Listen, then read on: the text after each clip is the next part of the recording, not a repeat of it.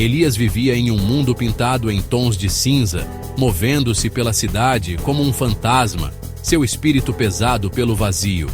Sua única companhia era uma serpente de fumaça e sombra, o vício, oferecendo alívio passageiro, mas apertando seu controle a cada dia. O caduceu, símbolo da cura, estava quebrado dentro dele, sua consciência e seu vício trancados em uma guerra silenciosa e exaustiva. Elias vagava, perdido e isolado, convencido de que as sombras eram seu único lar. Numa tarde chuvosa, quando o mundo parecia suspenso entre o silêncio e o som da chuva, um sussurro suave rompeu a névoa de Elias. Um chamado à mudança, gentil, mas persistente. Era como se o próprio tempo tivesse parado por um instante, oferecendo-lhe uma chance de recomeço, um convite silencioso para sair da sombra em que vivia. Aterrorizado, ele se agarrou à dor familiar, deixando a serpente do vício abafar a esperança. O medo do desconhecido era maior do que o sofrimento que já conhecia. Cada batida do coração parecia ecoar a mesma pergunta: e se eu falhar de novo? O chamado retornou em pequenos sinais. Um pássaro lutando contra o vento, uma folha resistindo à tempestade, lembrando que a vida insiste, mesmo quando tudo parece perdido. Havia também a gentileza de um estranho, um verso de poesia sussurrado no momento certo, um gesto de compaixão inesperado. Pequenas luzes em meio à escuridão, mostrando que ele não estava tão sozinho quanto pensava. Cada um desses sinais era um convite, não uma exigência. Um lembrete silencioso de que a porta de sua prisão estava destrancada, esperando apenas que ele desse o primeiro passo. A liberdade estava ao alcance, mas exigia coragem para atravessar o limiar. Mesmo assim, Elias recusou, convencido de que estava muito quebrado para a redenção. O peso da culpa e da vergonha o mantinha preso, e ele acreditava que não merecia uma segunda chance. Mas, no fundo, uma parte de Elias ainda ansiava por mudança. Ele sentia que esta era uma batalha que estava destinado a perder, mas também sabia que, enquanto houvesse sinais, havia esperança, mesmo que ele ainda não conseguisse aceitá-la. As lutas internas de Elias tornaram-se espectros, arrependimento, medo e conforto, assombrando cada um de seus passos. O arrependimento repetia seus fracassos, o medo bloqueava cada novo caminho, o conforto, a serpente disfarçada, o seduzia com a dormência. Esses espíritos eram fragmentos de sua própria alma, não inimigos, mas mensageiros. Quanto mais ele os combatia, mais fortes eles cresciam. Ele ainda não percebia que eles estavam ali para serem compreendidos, não vencidos. Buscando refúgio, Elias entrou em um sebo empoeirado e encontrou um livro misterioso, marcado com um caduceu dourado e completo. Lá dentro, símbolos crípticos e o nome Hermes Trismegisto agitaram algo profundo em seu ser. Ao tocar as páginas, uma energia suave acalmou seu caos interior, conectando-o a uma sabedoria ancestral. O livro parecia um mapa, não uma resposta, uma pista de que sua jornada tinha uma direção. Elias saiu com esperança, não mais apenas perdido, mas um homem com um propósito secreto. O livro era uma porta trancada e Elias sabia que precisava de um guia. Após uma busca desajeitada, ele encontrou Samuel, um senhor de olhos bondosos, que ouvia sem julgar. Elias despejou sua história, a serpente, os espectros, o caduceu quebrado, o livro. Samuel lhe disse: Hermes ensina que o que está dentro também está fora. Seus espíritos são mestres, não inimigos. Um alívio lavou Elias. Ele não estava sozinho nem louco. Ele havia encontrado seu mentor. A verdadeira jornada interior estava prestes a começar. Sob a orientação de Samuel, Elias aprendeu a encarar seus espectros, não a combatê-los. Samuel lhe ensinou que fugir ou lutar contra as próprias sombras só as tornava mais fortes.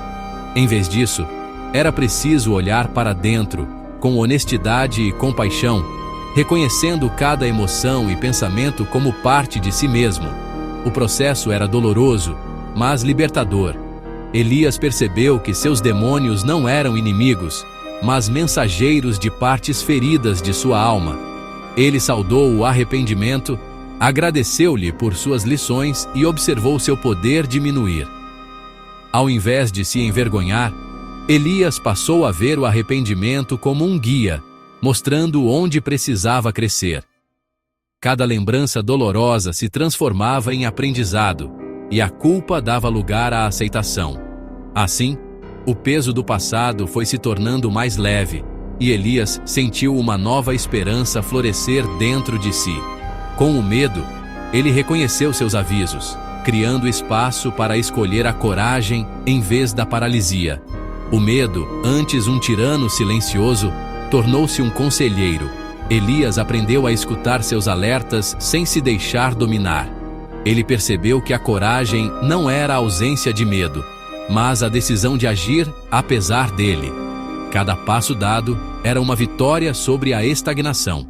A serpente do conforto ainda sussurrava, mas Elias reconheceu sua falsa paz e escolheu a verdade. O conforto, que antes parecia um refúgio seguro, revelou-se uma prisão disfarçada. Elias entendeu que crescer exigia sair da zona de conforto, enfrentar desafios e aceitar o desconforto temporário em busca de algo maior. Ele passou a distinguir entre descanso verdadeiro e fuga da realidade.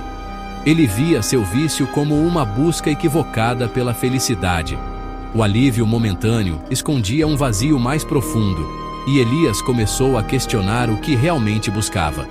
Ele percebeu que o vício era uma tentativa de preencher uma ausência de sentido, e que a verdadeira felicidade não poderia ser encontrada em fugas, mas no enfrentamento da própria dor.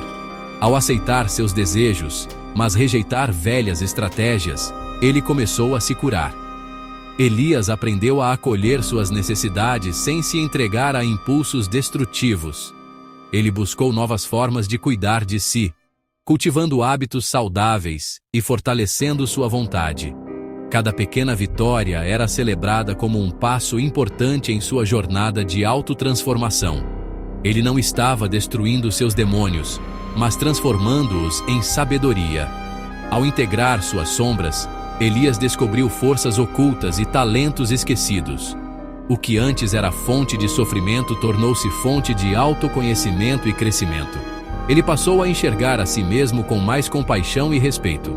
A integração, não a batalha, era o caminho para a liberdade. Elias entendeu que a verdadeira paz vinha da aceitação de todas as partes de si mesmo. Ao unir luz e sombra, ele encontrou equilíbrio e uma liberdade interior que jamais imaginara ser possível. Após meses de trabalho interior intenso, Elias finalmente se viu diante da barreira final. Da'at, o abismo, um vazio de pura verdade e silêncio absoluto. Era como se todo o seu passado, suas certezas e dúvidas, tivessem sido reduzidos a um único ponto de decisão. O abismo não era apenas um espaço físico ou simbólico, mas um estado de consciência onde nada do que ele conhecia poderia acompanhá-lo. Ali, não havia garantias, apenas a promessa de transformação. O medo e o vício gritavam para ele voltar, tentando convencê-lo de que era mais seguro permanecer na prisão familiar de suas antigas dores. Mas Elias percebeu que, para ser inteiro, precisava abandonar sua velha história, suas crenças limitantes e o apego ao sofrimento. Era um momento de escolha: recuar para o conhecido ou avançar para o desconhecido, mesmo sem saber o que encontraria do outro lado. Em profunda meditação, Elias se entregou completamente. Ele deixou para trás sua identidade, suas dores, suas lutas e até mesmo seus sonhos. Aos poucos, sentiu-se dissolver no abismo, como se cada camada de quem ele pensava ser se desfizesse na escuridão silenciosa.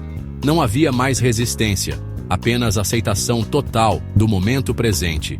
E então, no coração do vazio, Elias descobriu que não havia dor, apenas libertação. Uma paz profunda tomou conta de seu ser, acompanhada de uma sensação indescritível de pertencimento.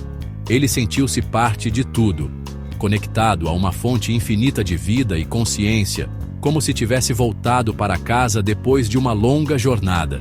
Ao emergir dessa experiência, Elias percebeu que não era apenas o homem quebrado pelas dores do passado, mas o autor de sua própria história. Ele compreendeu que tinha o poder de reescrever seu destino, de reconstruir-se a partir do zero, com coragem e autenticidade. No vazio, Elias encontrou não o fim, mas o início. Descobriu o poder de escrever um novo capítulo, livre das amarras do medo e do passado. Cada página em branco era uma oportunidade de criar uma vida mais verdadeira, mais leve e mais plena. O salto no abismo não era aniquilação, mas renascimento. Elias compreendeu que, ao se entregar ao desconhecido, renasceu mais inteiro, mais livre e pronto para viver plenamente. Elias emergiu, não apagado, mas transformado. O passado não tinha mais poder sobre ele. O mundo estava vibrante.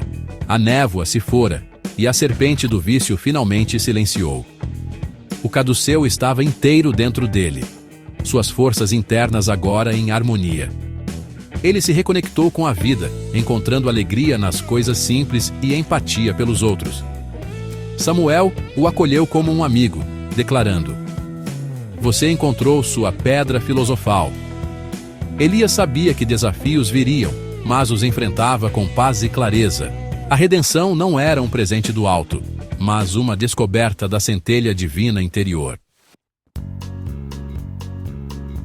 A história de Elias é universal, uma jornada da sombra para a luz, do vício para a totalidade. Todos nós carregamos serpentes e espectros, ansiando por harmonia. O chamado à transformação é para todos, um salto de fé no desconhecido. A verdadeira alquimia é transformar dor em sabedoria, sombra em luz. A luz que você busca é a luz que você é.